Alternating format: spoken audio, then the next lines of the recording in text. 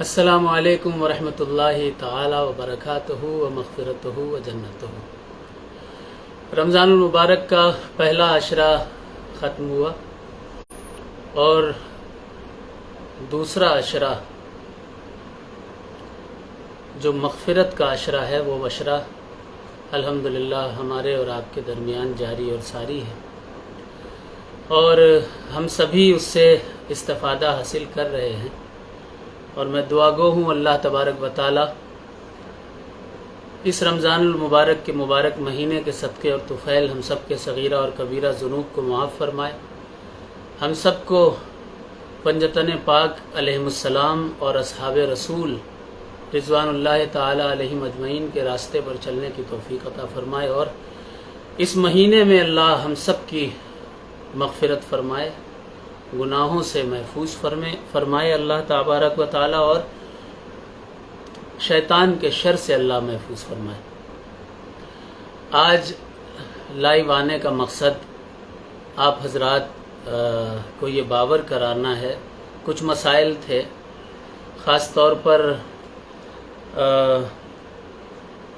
میں نے تقریباً 10 سال بہت ہی محنت، کوشش اور قد و کاوش کی۔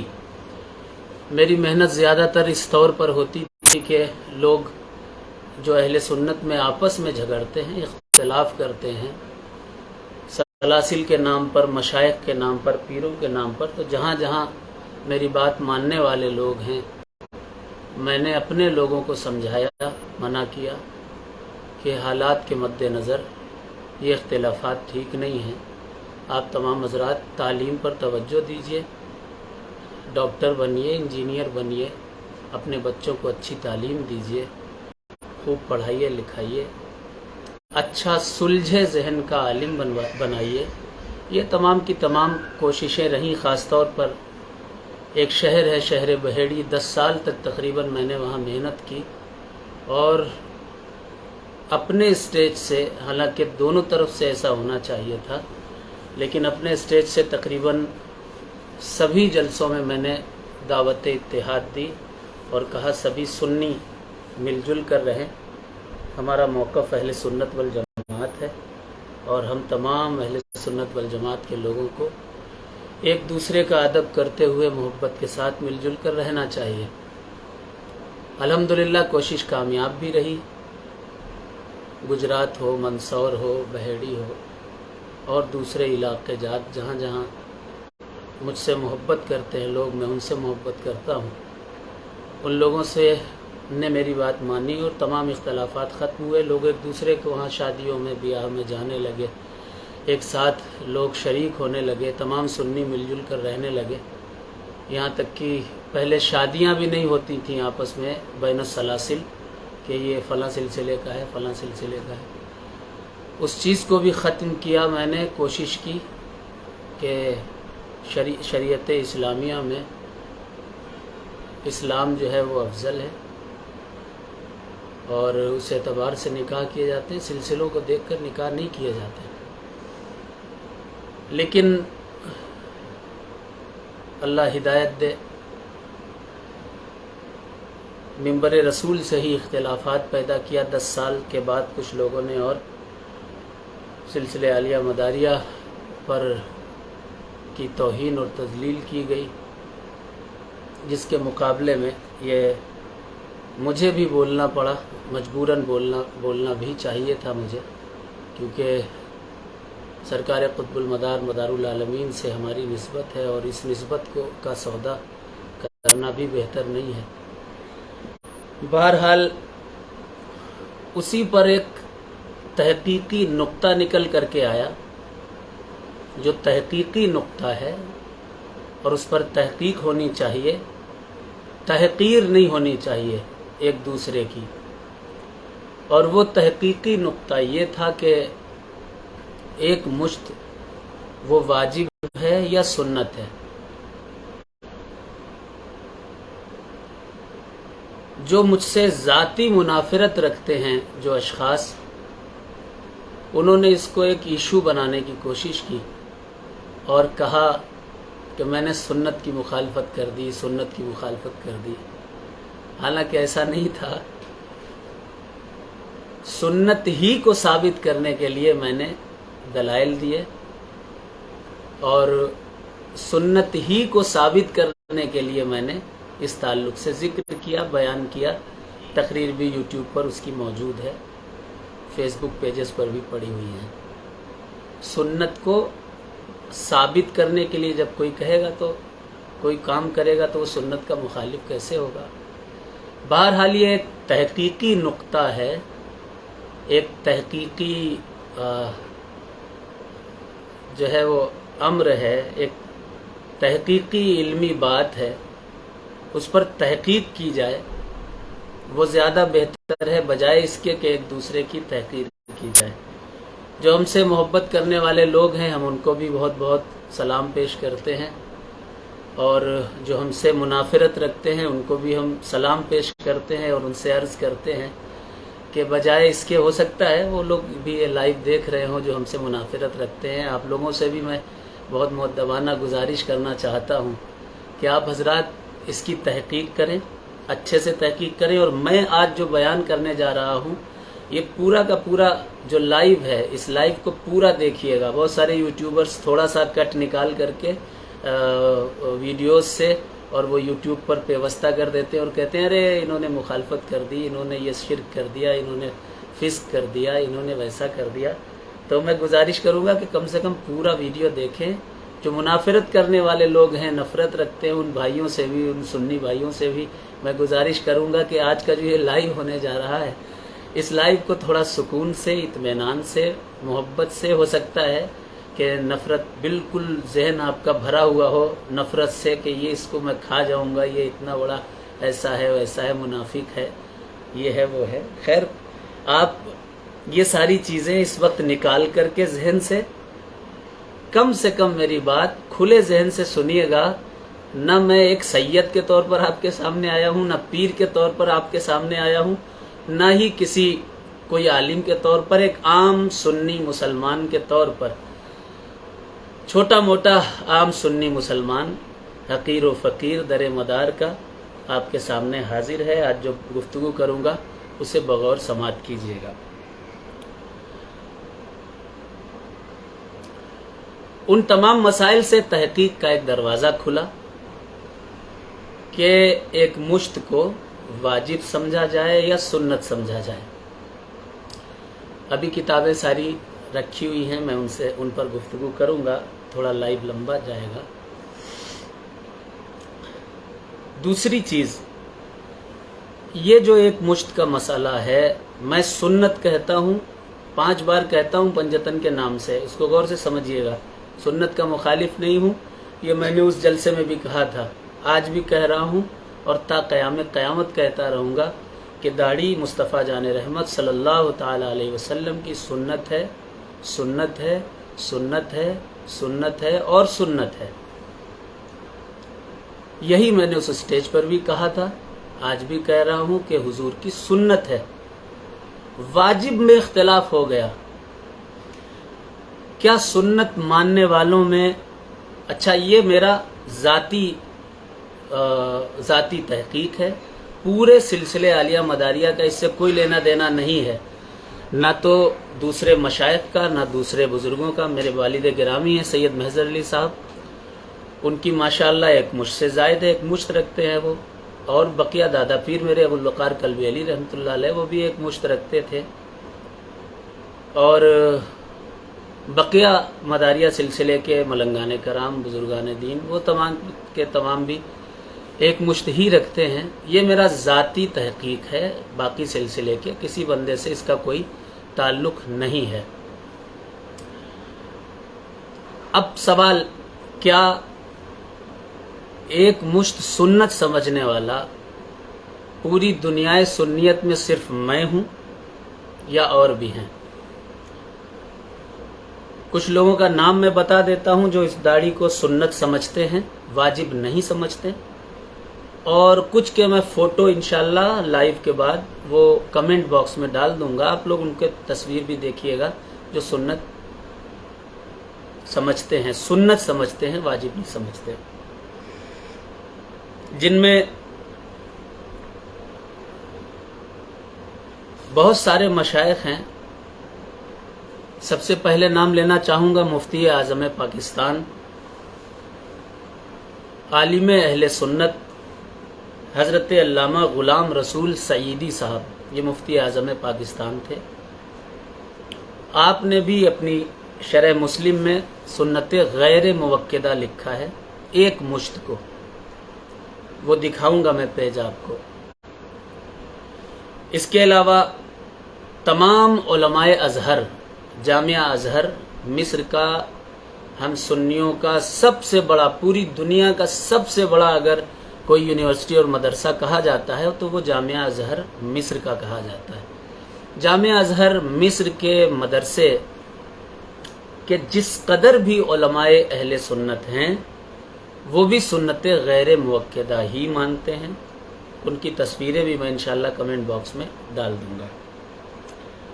کل علماء ازہر کے علاوہ کل علماء اہل سنت شام جو آج کے ہیں، میں قدیمی کتب کی بات نہیں کر رہا،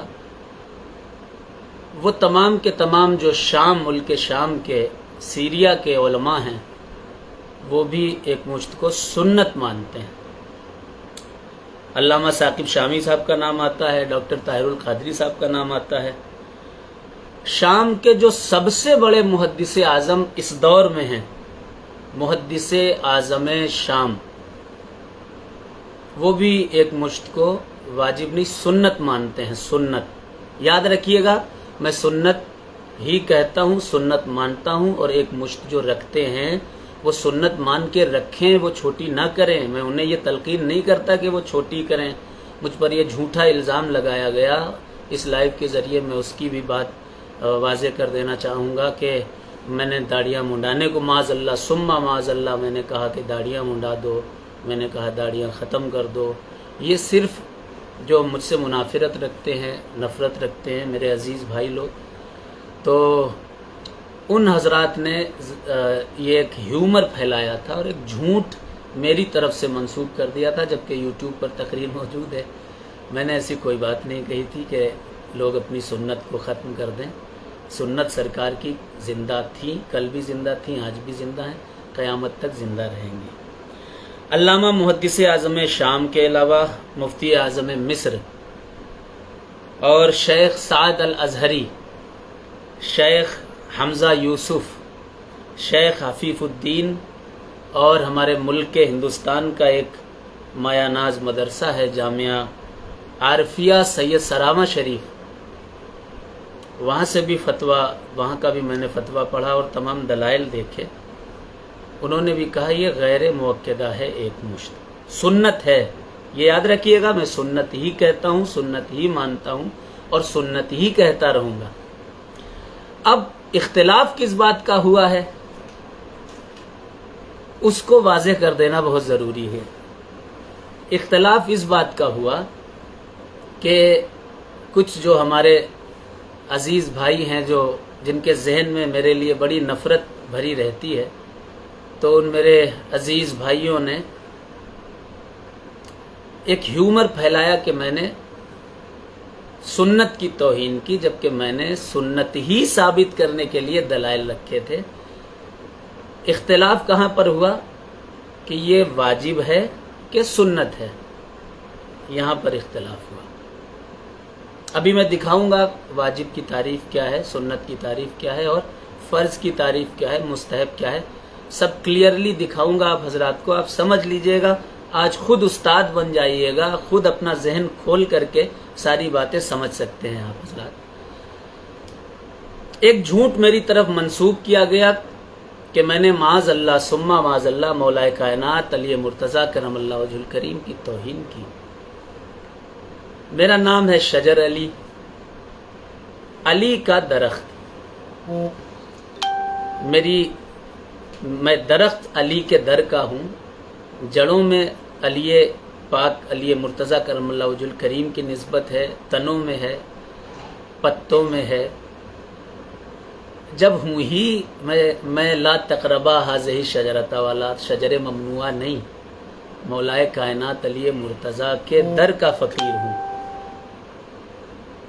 توہین تو سوچ ہی نہیں سکتا. میرا مشن ہی مولا کائنات علی مرتضیٰ کرم اللہ وجہ الکریم کے تعلق سے، جو کعبے میں نہیں پیدا ہوئے، علیہ السلام نہیں کہنا چاہیے، اور فضیلت ان کی گھٹائی جائے، ذکر کم کیا جائے، جلسوں میں نعرہ حیدری نہ لگایا جائے، یہ جو مشن لوگوں کے تھے، اس مشن کے تعلق سے لوگوں کو اجاگر کرنا، غلامی کا ثبوت دینا مولا کائنات علی مرتضیٰ کی، تو مشن ہی ہے، میں توہین کیوں کروں گا؟ تو کہا گیا صاحب مولا علی کرم اللہ وجہ الکریم کی طرف روافظ کی جو ہے وہ عبارتیں اور روافظ کی کتابوں کے حوالے سے مولا علی کی طرف جھوٹ گڑھ کر کے بیان کر دیا گیا۔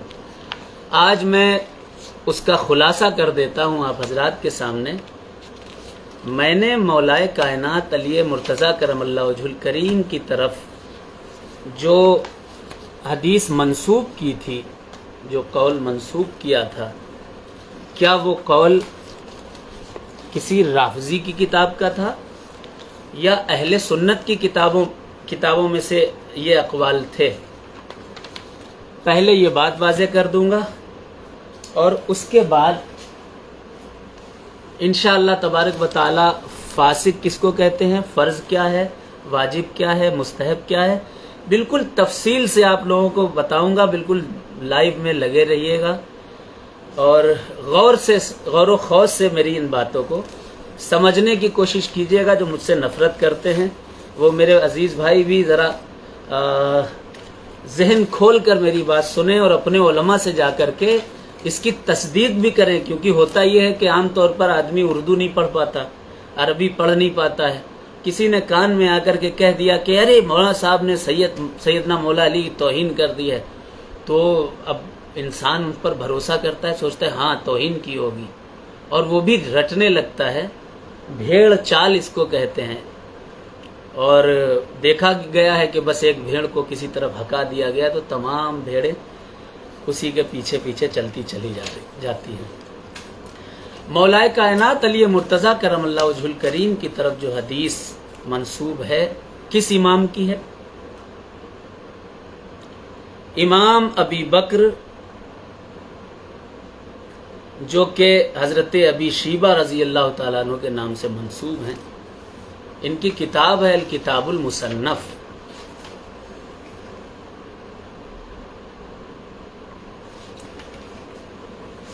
نہ تو یہ روافظ کے امام ہیں، نہ یہ وہابیہ کے امام ہیں، نہ ہی یہ کسی اور دوسرے فرقے کے امام ہیں۔ یہ اہل سنت کے امام ہیں، اور کتاب المصنف کسی سلجھے ہوئے ذہن کے عالم سے جا کر کے پوچھئے، وہ بتائے گا کہ ہاں اہل سنت والجماعت کے عظیم اماموں میں یہ امام آتے ہیں جن کی یہ الکتاب المصنف ہے۔ انہوں نے صفحہ نمبر 226 پر الجزء الخامس، 5واں جز ہے، 5ویں جلد ہے کتاب المصنف کی، آپ نے تحریر فرمایا عن سماک بن یزید رضی اللہ تعالی عنہ کانا علی رضی اللہ تعالی عنہ یاخذ من لحیتہ مما یلا وجہہ۔ سماک بن یزید رضی اللہ تعالی عنہ روایت کرتے ہیں کہ حضرت مولا علی کرم اللہ وجہ الکریم اپنی داڑھی کو چہرے کے قریب کاٹ لیا کرتے تھے۔ سنیوں کے امام، بہت بڑے امام۔ کتاب المصنف کیسی کتاب ہے، یہ کسی سلجھے ہوئے ذہن کے عالم سے پوچھئے گا۔ دوسری کتاب ہے الاستذکار، ابن عبد البر۔ یہ رافضی نہیں ہیں، وہابیہ نہیں ہیں، یہ اہل سنت کے امام ہیں۔ آپ نے بھی یہی لکھا، وروی عن علی رضی اللہ تعالی عنہ انہ کان یاخذ من لحیتہ ما یلا وجہہ۔ تحریر فرمایا کہ حضرت علی کرم اللہ وجہ الکریم اپنی داڑھی کو چہرے کے قریب سے کاٹ لیا کرتے تھے۔ 367 میں آپ کی ولادت لکھی ہے، اور 463 ہجری میں آپ کی وفات ہوئی ہے۔ پرانے امام ہیں اہل سنت کے۔ تیسری یہ کتاب ہے ابی عمر دبیان بن محمد الدبیان کی احکام الطہارہ۔ احکام الطہارہ میں بھی یہ حدیث نقل کی گئی ہے، کان علی یأخذ من لحیتہ مما یلا وجہہ۔ حضرت علی کرم اللہ وجہ الکریم چہرے کے قریب اپنی داڑھی کاٹ لیتے تھے۔ اب کچھ لوگ اگر اس میں بھی کہنے لگے کہ چہرے سے قریب سے مراد داڑھی نہیں ہے، اوپر کا حصہ ہے، یہ ان کی غلط فہمی ہے یا عوام کو برگشتہ کرنے کا ایک طریقہ ہے۔ عام طور پر جیسے یہ نہیں کہہ دیا جاتا ہے، توجہ سے میری یہ بات سنیے گا، بالکل توجہ سے۔ جو مجھ سے نفرت کرتے ہیں وہ لوگ زیادہ توجہ سے سنیں، لائیو پر ہوں گے آپ لوگ۔ آپ نے سنا ہوگا امام اعظم ابو حنیفہ کے نزدیک واجب ہے، واجب ہے، واجب ہے۔ آپ نے یہ بھی سنا ہوگا امام اعظم ابو حنیفہ کے نزدیک یزید کے تعلق سے سکوت اختیار کیا گیا ہے۔ امام اعظم نے یہ کہا ہے معاذ اللہ ثم معاذ اللہ کہ نہ یزید کو کفر پر کہو اور نہ ہی مومن کو، چپ رہو۔ میرے بھائی، امام اعظم کی خود کی کتاب ہے الفقہ الاکبر، اور بھی جس قدر کتابیں ان کی طرف منسوب ہیں یا پھر ان کے زمانے کے یا ان سے قریب کے جو ائمہ احناف ہوئے ہیں، انہوں نے تو کہیں نہیں لکھا کہ یزید کے تعلق سے امام اعظم نے سکوت اختیار کیا ہو۔ کسی سے کسی نے سن لیا اور وہ کتابوں میں 40 50 60 سال پہلے، 10 سال پہلے، 25 سال پہلے، 100 سال پہلے لکھ دیا اور وہی چیز پھیلتی چلی گئی۔ امام اعظم سے اس قول کا کوئی تعلق نہیں ہے۔ اسی طرح سے ایک جھوٹ اور پھیلایا گیا عوام میں، وہ جھوٹ یہ تھا کہ امام اعظم کے نزدیک واجب قرار دی گئی ہے، سنت نہیں، سنت نہیں، واجب ہے، واجب ہے، واجب ہے۔ میرے بھائی، میں نے الفقہ الاکبر پڑھی ہے، میں نے ہدایہ پڑھی ہے جو کہ چاروں مذاہب کی ہے، در مختار بھی پڑھی ہے، رد المختار بھی پڑھی ہے۔ اس دن جذبات میں مختار نکل گیا تو اس کو بھی ایشو بنایا گیا۔ یہ تمام کی تمام کتابیں پڑھی ہیں میں نے، کہیں نہیں لکھا ہے بھیا، کہیں نہیں لکھا۔ آپ نارمل کوئی قدیمی کتاب امامت کے تعلق سے آپ اٹھا کر دیکھیے تو امامت پر حق کس کا ہوگا وہ سارا کا سارا لکھا رہتا ہے۔ میں پھر کہہ رہا ہوں، میں سنت کا قائل ہوں، 5 بار پہلے کہہ چکا، یہ 6ٹھی بار۔ میں سنت ہی کی بات کر رہا ہوں، میں اس کو سنت ہی ثابت کرنا چاہتا ہوں، اور ثابت ہے وہ ایک مشت۔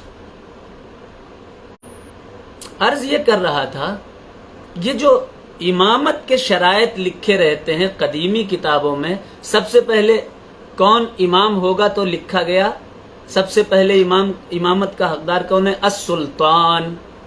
سب سے پہلے سلطان امامت کا، جو بادشاہ ہوگا ملک کا، وہ امامت کا اہل ہے۔ پھر وَنَائِبُهُ، اس کے بعد امامت کا اہل ہوگا جو اس کا نائب ہوگا۔ تیسری، جو بہت علم والا ہو قوم میں، اس کو امامت دی جائے گی اگر سلطان اور اس کا نائب نہیں ہے۔ پھر شرائط میں یہ ہے، امامت کے شرائط میں تمام قدیمی کتابوں میں لکھا ہوا ہے، پھر قوم جس کو چن لے، اگر اختلاف ہو جائے، یہ بڑا عالم کہ یہ بڑا عالم۔ علم کو فوقیت دی گئی ہے، لوگ ایک مشت کو فوقیت دیتے ہیں،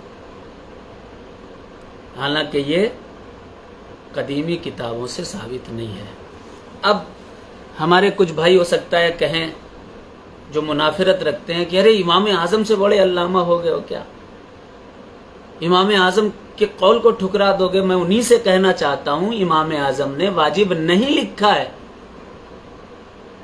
امام اعظم کی طرف یہ جھوٹ منسوب کیا گیا ہے، جس طرح سے یہ جھوٹ منسوب کیا گیا کہ یزید کے کفر پر آپ نے سکوت اختیار کیا۔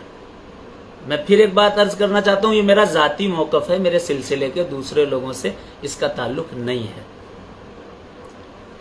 یہ 3 کتابیں ہیں جن کی میں نے دلیل دی، جس میں مولا کائنات علی مرتضیٰ کرم اللہ وجہ الکریم و علیہ السلام کے تعلق سے لکھا ہے کہ وہ مجھ سے کم رکھ لیا کرتے تھے۔ اگر اس کے علاوہ کوئی دلیلیں مل رہی ہیں تو وہ بھی کوئی مشکل نہیں ہے، کیونکہ اس میں عمل ثابت ہوگا، حکم ثابت نہیں ہوگا۔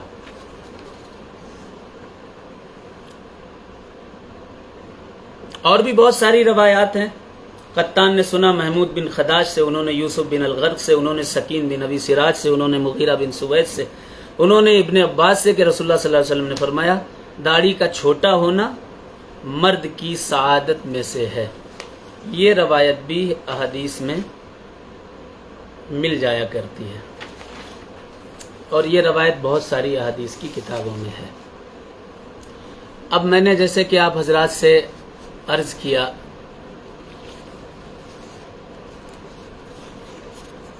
کہ کچھ کتابی دلائل آپ حضرات کو دیں گے، آپ اس کو غور اور خوض سے سنیے گا اور سمجھیے گا کہ کیا واقعی سنت مانتا ہوں، سنت ہے، سنت پر عمل کرنا پڑے گا۔ کوئی اگر سنت سمجھ کے رکھ رہا ہے بالکل وہ چھوٹی نہ کرے، بالکل بھی وہ سنت کے خلاف جو چلا آ رہا ہے عمل کرتا رہے، لیکن بحث واجب کی ہے۔ اس کے بعد لفظ فاسد پر بات کروں گا۔ بہت سے لوگ جو قدیمی کتابیں ہیں، پرانی، ایک اصول ہے اسلام کا، شریعت کا اصول کیا ہے؟ وہ اصول یہ ہے، حضور نے ارشاد فرمایا خیر القرن